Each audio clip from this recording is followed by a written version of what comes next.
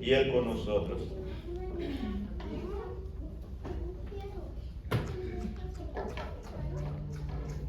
Hermanos y hermanas, Dios los bendiga esta noche.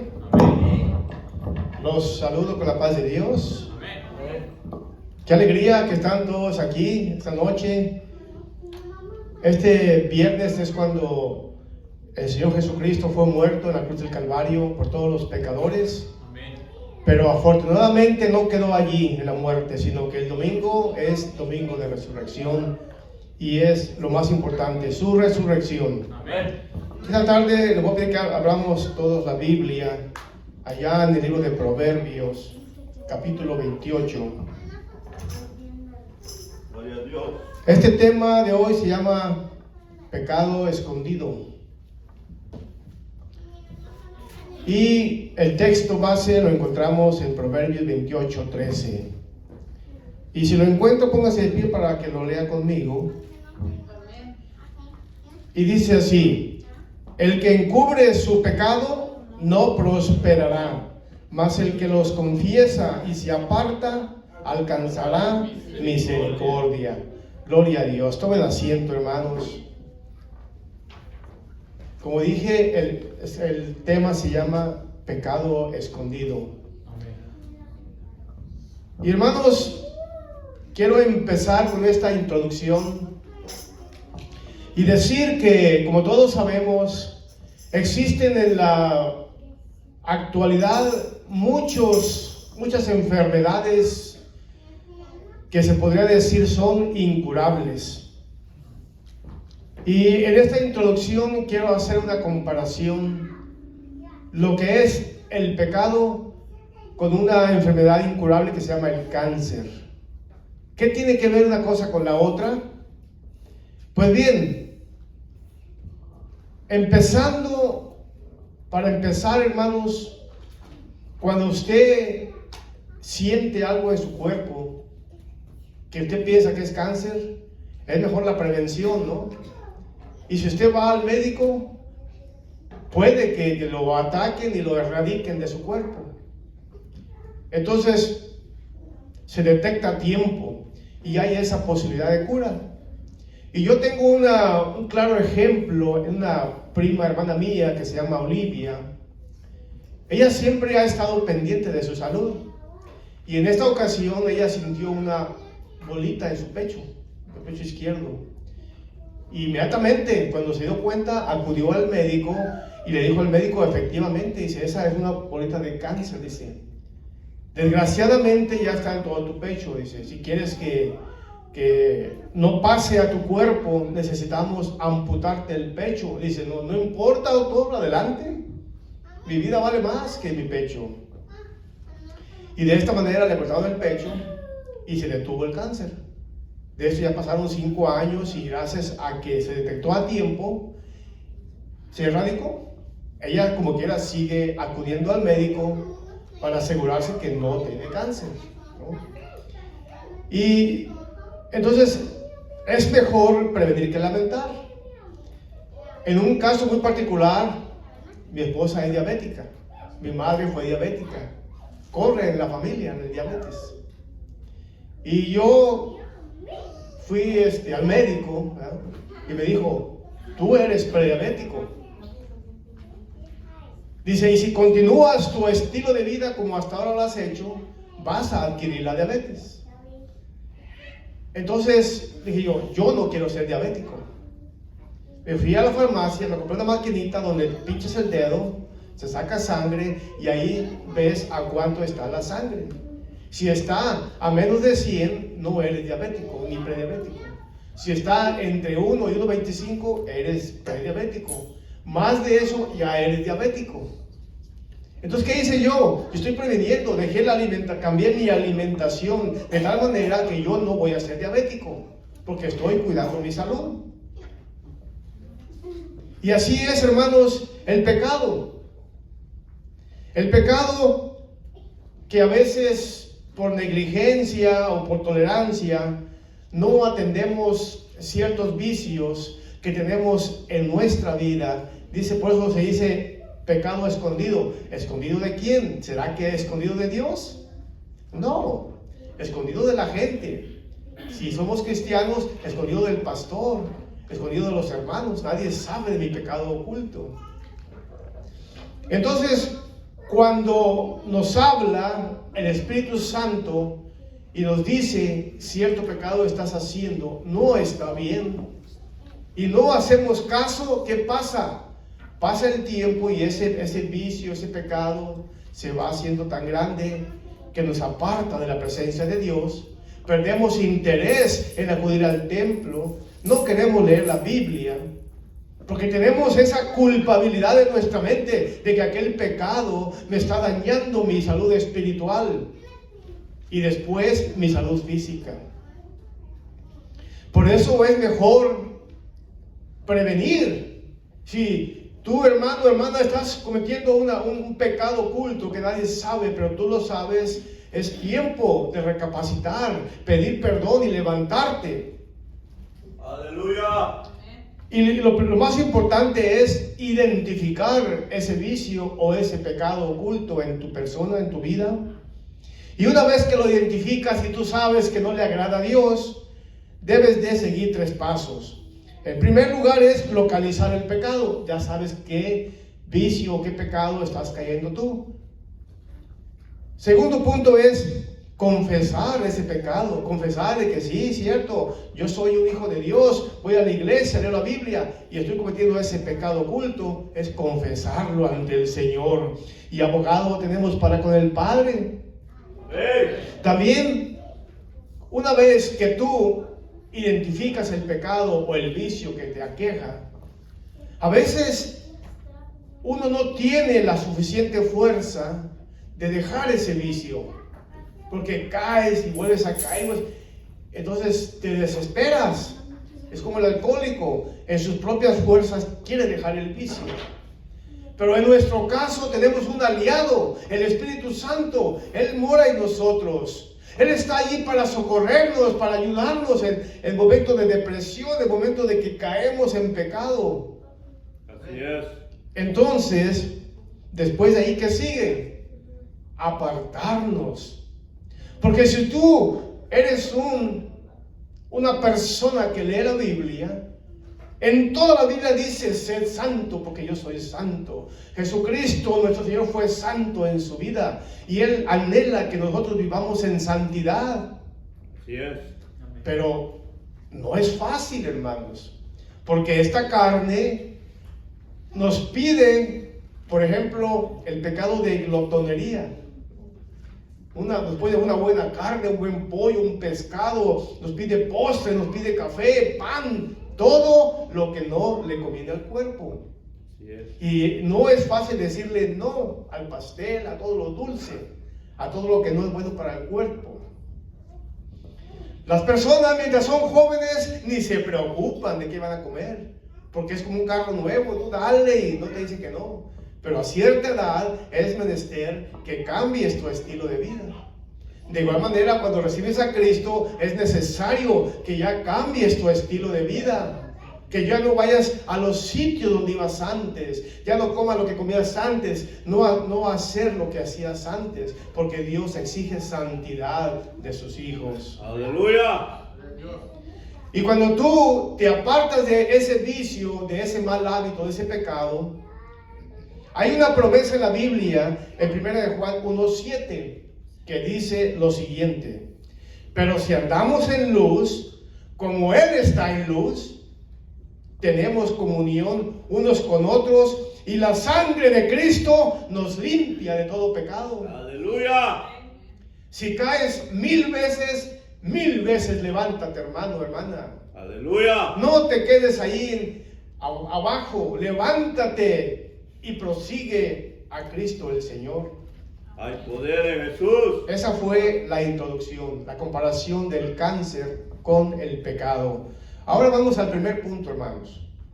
Necesitamos definir qué es un pecado escondido, qué es, en qué consiste.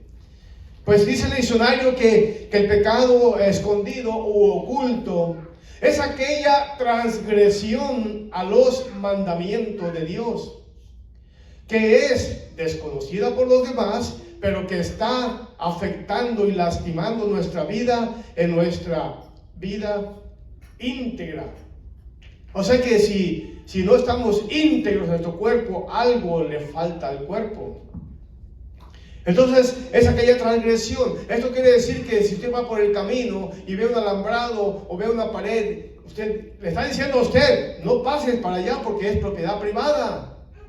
Pero el transgresor, ¿qué hace? No respeta, ¿verdad? Se pasa al otro lado a robarse los mangos, a robarse la fruta, el maíz, los elotes, siendo que es propiedad privada. Y hermanos, abunda gente así. Así es. Tenemos una propiedad allá nosotros en México, no, hombre, hermano, la gente se pasa a robarse los plátanos, los mangos. Usted va y con la esperanza de encontrar un mamey, un plátano, ya no hay, se llevaron todo, hermano, la gente. Mi hermano una vez iba allá, tenemos un árbol de mamey lleno de fruta, hermanos. Y ahí va con unas canastas grandes para recoger aquel fruto. Y llegó, hermano, vacío. Le ganaron. Entonces la gente, hermano, la gente del mundo que no conoce y no respeta a Dios, no respeta los límites del pecado. Viven a sus anchas. No dan razón de su vida a nadie. Ahora bien, hermanos, continuando el punto número 1, vamos a hacer referencia a la vida del rey David. Todos sabemos que el rey David era un rey amado por Dios y amado por el pueblo, por todos sus súbditos. Pero entonces, ¿por qué el rey David nos dice en Salmo 32, versículos 3 y 4? Dice, mientras callé, se envejecieron mis huesos en mi gemir todo el día, porque de día y de noche se agravó sobre mí tu mano, se volvió mi verdor en sequedades de verano. Es una queja que está haciendo el rey David de cómo él se sentía a causa del pecado en su vida.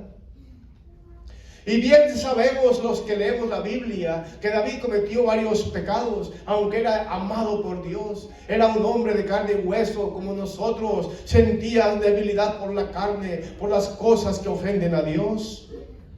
Y vamos a ver 3 casos o 3 pecados que él cometió que ofendieron grandemente a Dios. El primer caso lo encontramos allá en 1 Crónicas capítulo 21, versículo 1, donde dice, pero Satanás, que Jehová lo reprenda, se levantó contra Israel e incitó a David a que hiciese censo en Israel. Aleluya. Y hermanos, su general Joab le dijo, pero ¿por qué vas a hacer este censo? Dice, no le agrada a Dios, porque hermanos, en el tiempo de los jueces se supone que el pueblo tenía un rey y era Dios. Se supone que el rey no debía poner su fuerza, su esperanza en las tropas, en los soldados, sino en Dios. Por eso este censo era un censo pecaminoso. Aleluya. Y dice ahí que el rey David no hizo caso a su general Joab y llevó a cabo ese censo que le llevó casi un año. 10 meses tardó en levantar el censo. Él quería saber cuántos soldados había para una guerra. Pero hermanos, ante este pecado que cometió hubo grandes consecuencias, no solamente para él y su familia, sino para todo el pueblo de Israel. De esta manera sabemos que un líder, un presidente, un rey, un pastor o una persona que está a cargo de algo debe de tener cuidado en todas sus decisiones, porque hay consecuencias no solamente para él, sino para toda la congregación. Aleluya.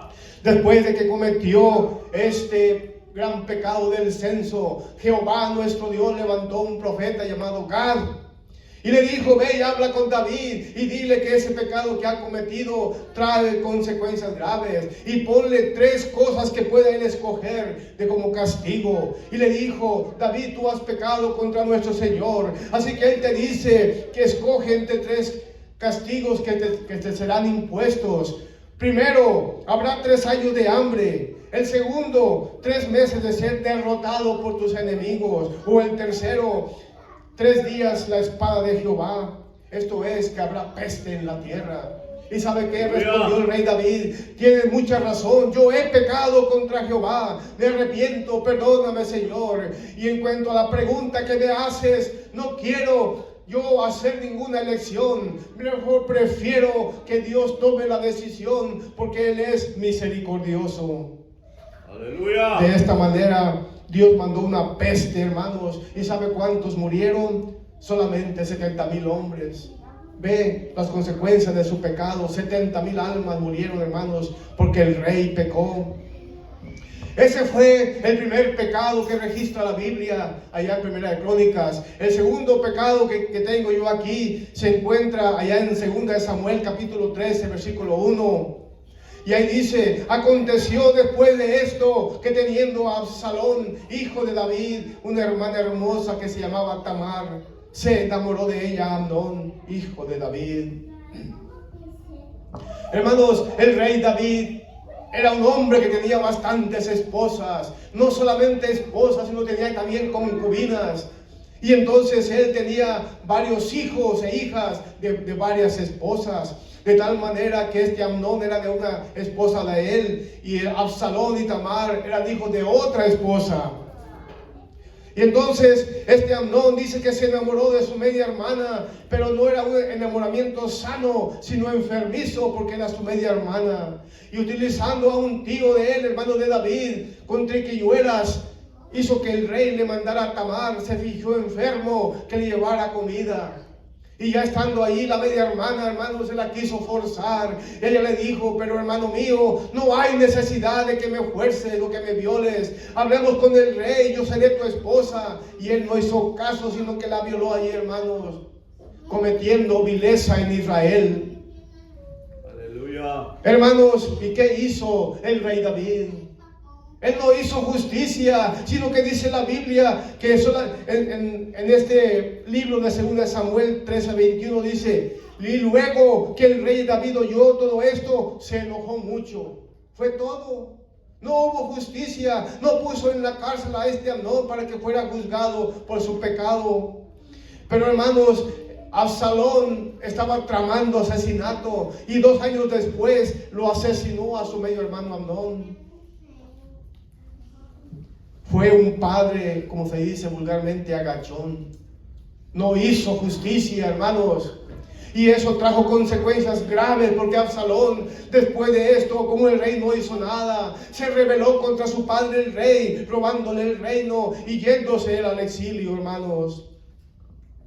Hay otro caso también, hermanos, que todos lo sabemos y muy conocido, que se encuentra allá en 2 Samuel capítulo 11, donde el rey, estando en su palacio, miró hacia abajo y miró a una hermosa mujer que se estaba bañando, llamada Betsabé. Y este hombre, este rey, cometió adulterio con Betsabé, y no solamente adulterio, sino que mandó asesinar a su marido Urías. Aleluya. Hermanos, este rey de verdad que cometió aquí pecado, hermanos, grave delante del Señor. Y hermanos, el Señor le manda al profeta Natán y le reclama por aquel pecado, y le cuenta una historia, y le dice que había un hombre rico que tenía muchas ovejas, tenía mucho ganado y comía de lo mejor del ganado, pero había un hombre pobre que tenía solamente una ovejita y la cuidaba como su más grande tesoro. Y dice: ¿y sabes qué pasó? Aquel hombre rico y acaudalado, dice, fue y le quitó la ovejita a aquel hombre pobre para comérsela, dice. Entonces el rey David, llenándose de ira, dijo: este hombre es reo de muerte, debe de morir porque hizo una injusticia. El profeta Natán le dice: pues ese hombre eres tú, dice, acabas de cometer sacrilegio en Israel. Pero fíjense, hermano, David, siendo el rey, no era soberbio, sino que se humilló delante del Señor, porque él sabía bien que aquel pecado oculto Dios lo sabía. Aleluya. Así que, hermanos, hubo castigo también, porque dice en 2 Samuel 12:10: por lo cual ahora no se apartará jamás de tu casa la espada. Hay consecuencias, hermanos. Porque dice el versículo 12: porque tú hiciste este sacrilegio en secreto, dice el Señor, mas yo haré esto delante de todo Israel y a pleno sol. Todos nuestros pecados están desnudos ante la mirada del Señor. No lo podemos ocultar ante Él. Aleluya. Hay casos, hermanos, de personas creyentes que luchan con situaciones de pecado escondido. Hay personas, hermanos, que en lo secreto cometen pecados que bien sabemos que ofenden al Señor. No vemos en las noticias de algún asesino en serie y van y preguntan a los vecinos: oye, fulano de tal, ¿no sabías que era asesino en serie? Y dice: no, para mí era un ciudadano normal, iba a su trabajo, regresaba, era amistoso, nos saludaba. Nunca sabíamos que era un asesino en serie, o que era un violador, o que era esto, o que era lo otro, hermanos, porque era un pecado escondido. Pero un día, si no se frena este pecado, sale a la luz. Aleluya. Hay personas, hermanos, en el cuerpo de Cristo que ahora mismo están haciendo cosas, hermanos, a escondidas de la gente, a escondidas de su esposa, de su esposo, o del pastor, o del líder. Pero Dios lo sabe, hermanos. Aleluya. Dios lo sabe. ¿Qué pecado están cometiendo? Si es infidelidad conyugal, abuso sexual, si tienen relaciones prematrimoniales, si practican el ocultismo, si hay odio en su corazón. Todo eso Dios lo sabe, hermanos. Tristemente, esto nos afecta de manera profunda y destructiva, hermanos. Aleluya. Así que, hermanos, este primer punto nos habla de qué es el pecado, quién lo cometió y qué consecuencias pagó el rey David. Vamos ahora, hermanos, al segundo punto. Hay consecuencias funestas de esconder el pecado en nuestra vida. ¿Por qué? Porque hay fracaso. Dice Proverbios 28:13, como vimos: el que encubre su pecado no prosperará. Y eso nos lo dice el Señor. No prosperarás en tu vida espiritual, ni prosperarás en tu vida económica. Quizá hay personas que prosperan en lo económico, pero tarde o temprano los alcanza su pecado. Así que, hermanos, una verdad contundente que nos enseña la Biblia es que un ser humano desobediente a Dios no vivirá la prosperidad del Señor. Quizá en la tierra viva de riqueza y de lujo, pero el precio es muy caro en la eternidad, hermanos. Aleluya. Dice aquí: posiblemente tengamos algunos logros materiales y temporales, pero la prosperidad de Dios es integral. Esto es, el bienestar del cuerpo físico, el bienestar del alma, en el intelecto, en lo emocional, hermanos.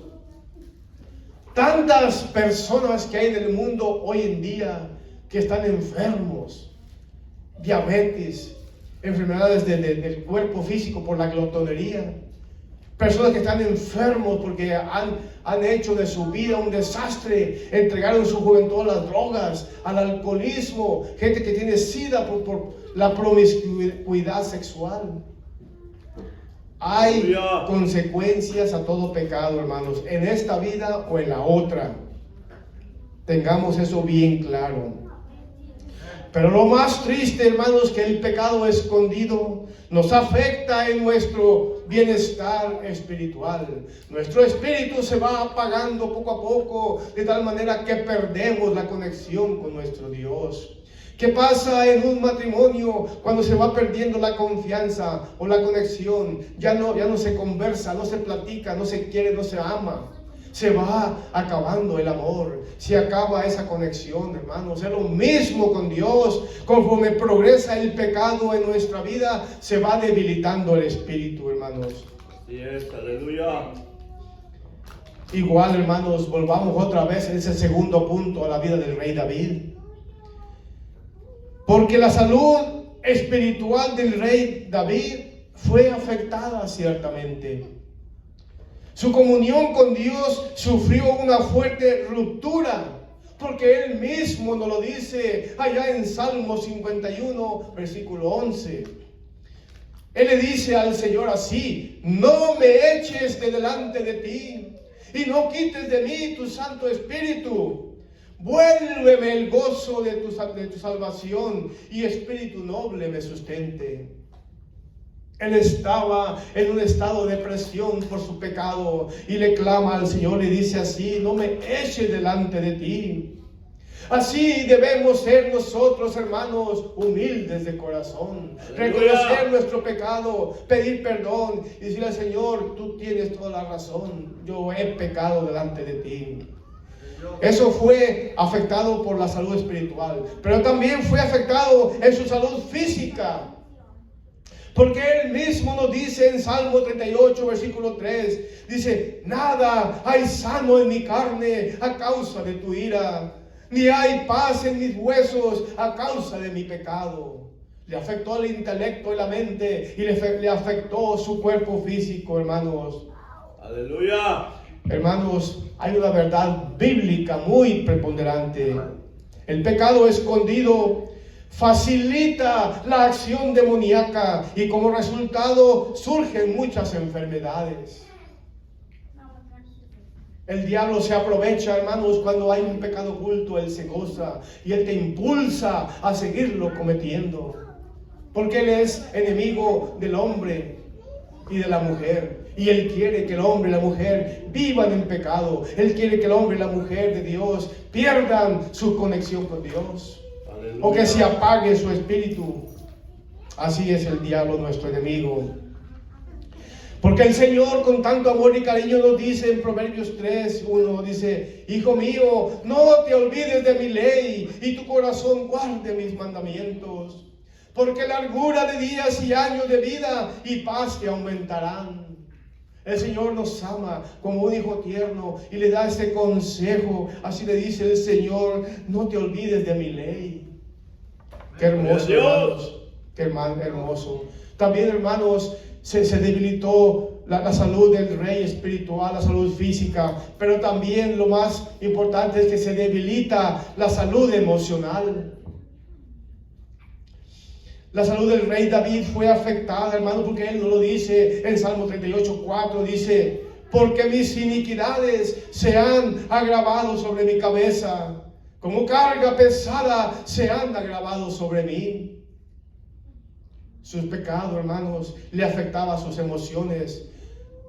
No tomaba las decisiones correctas porque él sabía que estaba lejos de los mandamientos de Dios. Aleluya.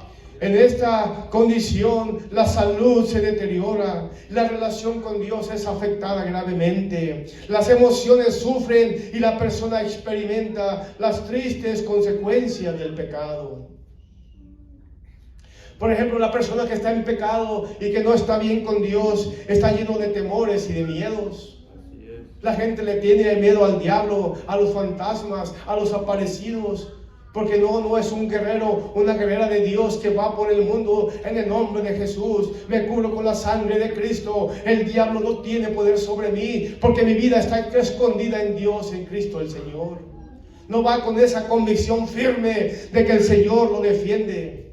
Va con miedos por el mundo. También esa persona tiene una conciencia intranquila. Aquella persona que está casada y está teniendo una novia por fuera, un novio ahora en día es igual, hermanos. Su conciencia no está tranquila porque él sabe que le está faltando a la esposa o la pareja. Aleluya. No está tranquilo, hermanos. Y además de esto, hermanos, la persona que está en pecado o está en contradicción contra Dios, hay un desgaste físico y emocional. Hay una gran inestabilidad emocional. Y al final de todo, hermanos, viene la ruina espiritual. Porque aquella persona que no se arrepiente, que no recapacita y muere en sus pecados, bien sabemos que dice la Biblia a dónde va esa persona. No va al cielo desierto. Si muere en sus pecados, sin arrepentirse, ciertamente irá al lago de fuego, hermanos. Aleluya. Qué triste, hermanos. Qué triste es la vida en pecado. Qué tristes son las consecuencias de un pecado escondido. Este fue el segundo punto. Ahora bien, vamos al tercer punto, hermanos. Ahora bien, si ya sabemos qué es el pecado, cuáles son las consecuencias del pecado, pues el tercer punto nos hace la pregunta: ¿cómo se alcanza la victoria sobre el pecado oculto o escondido en mi vida? Primeramente, hermanos, el primer punto es localizar el pecado. Oh, sí, soy un alcohólico. Oh, sí, yo veo pornografía. Oh, sí, yo tengo una novia aparte de mi esposa, o un novio aparte de mi esposo. Oh, sí, yo robo en mi trabajo, me robo un lápiz, una pluma. Si puedo, uno de 20, me lo echo a la bolsa. Si puedo, me robo algo. Es un pecado. Oh, yo tengo un odio grande en mi corazón hacia cierta persona que me hizo un daño. No lo he perdonado. Todo tipo de vicio o maldad o pecado que hay en mi vida, debemos de localizarlo. Yo tengo esto en mi vida que no le agrada a Dios. Ese es el primer paso, hermanos. Y reconocer el pecado. Porque dijo David en el Salmo 51, dice, porque yo reconozco mis rebeliones y mi pecado está siempre delante de mí. ¿No es cierto? Aleluya. Yo me acuerdo cuando me robé algo en mi niñez, me acuerdo bien. Ahora bien, ahora ya sé que Dios ya me perdonó. Pero la gente que no ha pedido perdón, ese pecado que cometió en la niñez, ahí está presente. Porque no ha sido localizado y no ha sido perdonado, hermanos. Aquella persona que cometió homicidio, quizá nadie sabe, pero Dios sabe. Y si no ha localizado el pecado y pedido perdón, ahí sigue presente ese pecado en su vida. Entonces, ese es el primer paso, es reconocer, lo cual significa discernir, observar o estar consciente de que yo he pecado en contra de Dios. Aleluya. Hermanos, y para hacer esto, como dije anteriormente, tenemos un gran aliado en la lucha, el Espíritu Santo, hermanos. Necesitamos saber que el Espíritu Santo está allí para socorrernos. Porque cuando entramos en oración o al entrar en la presencia de Dios, todo nuestro corazón queda expuesto para ser examinado por el Señor. Por eso debemos orar con un corazón sincero, así como hacemos cuando tenemos la Santa Cena, que doblamos rodilla y nos concentramos en nuestros pecados y pedimos perdón para tomar la Santa Cena con un corazón sincero, contrito y humillado y limpio de todo pecado. También, hermanos, debemos de confesar el pecado y que no quede allí, sino alejarnos de ese pecado, no cometerlo otra vez, hermanos. Aleluya. Porque el rey dijo en Salmo 51, contra ti solo he pecado y he hecho lo malo delante de tus ojos, para que seas reconocido justo en tu palabra y tenido por puro en tu juicio. Quizá tú, ya casado, tuviste una novia por cierto tiempo y tu esposa nunca se dio cuenta. Y tú piensas que todo está bien. Nadie se dio cuenta, mi esposa no supo, nadie supo. Pero Dios sí supo. Amén. O quizá hace tiempo, la mujer casada tuvo un novio. Estuvo enamorada de otra persona siendo casado. Hay que reconocer el pecado, hay que confesarlo ante el Señor. Porque dice ahí, David, contra ti solo he pecado. Aunque nadie supo, pero Dios lo supo. Amén. También es muy importante reconocer que esta lucha requiere apoyo y ayuda. Si no podemos solos, debemos de confiar en alguien. Una persona confiable, hermanos. Alguien que no te va a criticar, que no te va a juzgar, sino que te va a ayudar, va a orar por ti. Va a pedir por ti ante el trono de la gracia. Amén, amén. Porque a veces es difícil para uno solo llevar la carga, hermanos. Por eso es que es necesario buscar la ayuda del Espíritu Santo y también buscar la ayuda en la iglesia. Es el lugar ideal, hermanos, con el pastor. Si es una mujer, no tiene confianza en el pastor, con la esposa del pastor, con el líder. Alguien de confianza. Aleluya. Porque la Biblia nos impulsa a hacer esto, a confiar en los hermanos, a confiar en los hombres y mujeres de Dios, porque en Mateo 18:19 dice así, otra vez os digo que si dos de vosotros se pusieren de acuerdo en la tierra acerca de cualquier cosa que pidieren, les será hecho por mi Padre que está en los cielos. Amén, amén. Usted, hermano, hermana, viene y dice, pastor, o hermano, o hermana, ore por mí, miren, hay esto en mi vida y yo quiero pedir perdón, quiero que el Señor me perdone y que me guíe.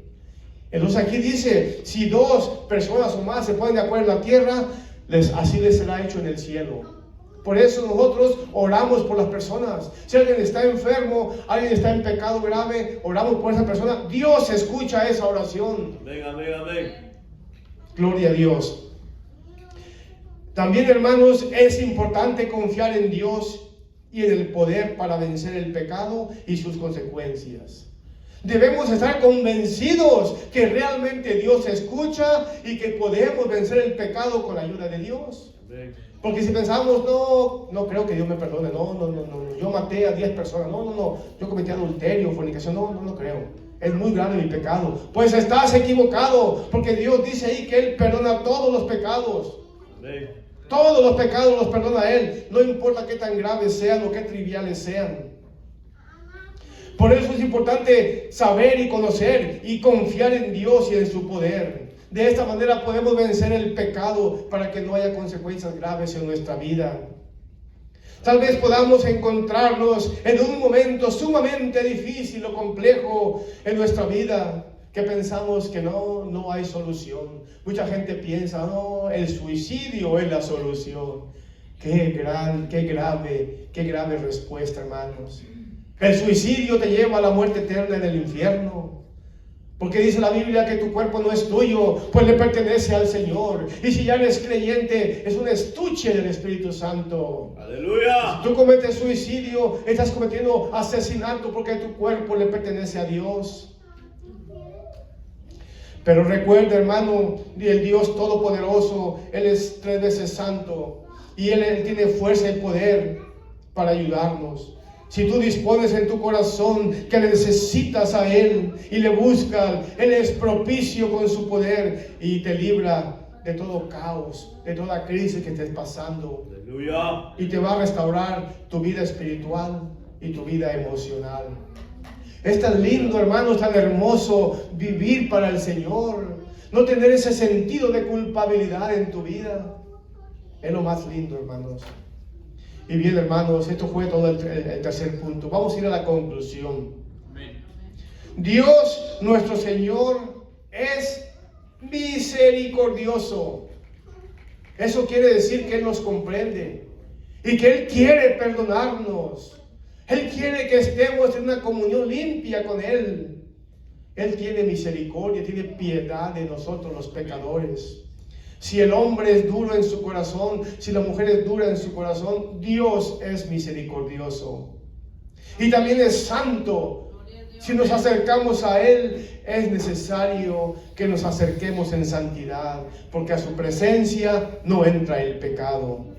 Aleluya. Constantemente nos está llamando al arrepentimiento, porque Él quiere bendecir nuestra vida en todos los aspectos, como ya vimos, en lo espiritual, en lo físico, en lo emocional, en lo material. Él quiere lo mejor para nosotros. ¿Por qué somos tan duros de corazón? Dice el Señor en Isaías que Él cambiará ese corazón de piedra, lo cambiará en un corazón de carne, que sea sensible al Evangelio del Señor Jesucristo. El Señor quiere nuestro bienestar. Él quiere usarnos. Él quiere cumplir su propósito en nosotros. Debemos arreglar nuestra vida ante el Señor para que Él pueda usarnos, hermanos. Aleluya. También somos llamados a seguir el ejemplo piadoso de Jesucristo el Señor. Debemos de presentar nuestro corazón ante el Señor para que Él lo transforme de un corazón de piedra a un corazón de carne. Debemos de permitir al Espíritu Santo hacer su obra en nosotros. Jesucristo nos ama y Él nos conoce perfectamente, hermanos. Aleluya. Punto por punto de nuestra vida, Él lo sabe. Así es. Y siempre hará todo lo posible por ayudarnos. Él está allí con los brazos así, mire, hermanos, abiertos en toda su extensión, porque Él quiere que todos procedan al arrepentimiento. Él no quiere que nadie se pierda, hermanos. Qué tan bueno es el Señor. Aleluya. Gloria a Dios, hermanos. Así, hermanos, dejo en tu corazón esta reflexión. Si en tu vida hay un pecado escondido, es hora de sacarlo a la luz. No ante el pastor, no ante el hermano, la hermana o el líder, ante el Señor. Así es. Jesucristo vive. Él está vivo, Él es nuestro abogado defensor. Ahí está ante la presencia de Dios Padre intercediendo por ti, por tu pecado escondido. No lo dejes allí escondido, sácalo a la luz, que el Señor quiere perdonarte y quiere bendecirte. Aleluya. Hasta aquí le dejamos, hermanos. Dios los bendiga y gracias por escucharme. Amén. Aleluya. Dejo este lugar para nuestro pastor. Gloria a Dios.